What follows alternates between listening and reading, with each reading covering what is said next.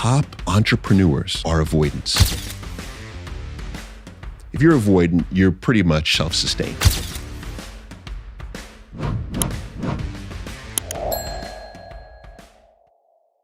And so I can remember, like, almost in high definition in my mind, this image of looking over at my dad sat on the sofa and my mum just screaming at him and thinking, I'd fucking hate to be this guy.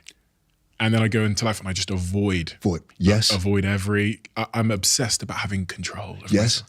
I mean, I've heard you talk about this before. Yes, so, yeah. I'm going to say yes. I mean, that is prototype avoidant. Yeah, that's me. Attachment style. Yeah. Right. And what's so interesting to me about attachment style, which, by the way, it's Levine. Dr. Levine wrote a phenomenal book called Attached, on this, that I recommend for everyone. Is, there are primarily three categories of attachment. You have secure, you have anxious, and then you have avoidant, right? And when you think about this, it's precisely what you just said, Stephen, is that when you think of how you first saw love and you saw it modeled and you saw it relate to you, right? Was it one of which was secure in that you felt like you would be, if you were hurt, you could go to a place for safety, right? You would be caressed, right? You'd be cared for, that's secure. But then you move to the avoidant, right?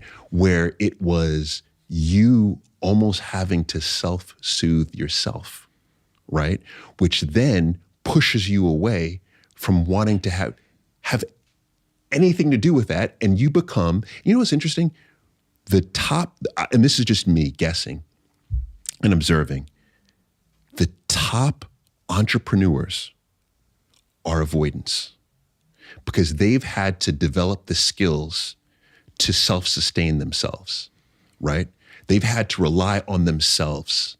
People who are avoidant don't trust easily, but you trust yourself, right? So you look at that and you say, oh my God, like this came from me as a child. Like it's incredible. And then with the anxious is really interesting because the anxious was typically a lot of parents, like my situation where your parents worked all the time.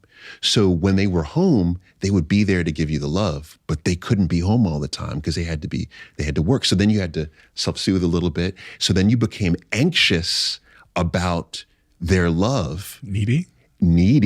And this is the person who's like texting you all the time. Like, I know in the past, you must have had the girlfriend who was like, Stephen, where are you? Stephen, where are you? No comment. Stephen, where are you? Where are you? Where are you? Right? All of that shows up as adults, right? And also this is, but I guess long story short is to the point of when we've recognized that, this is why being in a relationship with someone who is secure is so important because you can shift your style as an adult. You can be avoidant, be in a relationship with someone who's secure and adapt to a secure attachment. Do you notice that? Do you notice that people who are avoidant tend to go for people that are more secure? No, they go for the anxious. Interesting. Right. Yeah. So they go for needy people. Yeah. Right. Because I mean, becomes a bit of a, they're chasing them and they're because, you think about this. If you're avoidant, you're pretty much self-sustained, right?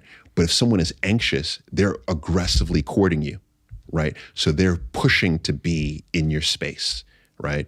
So the secure, unfortunately, becomes boring for so many people.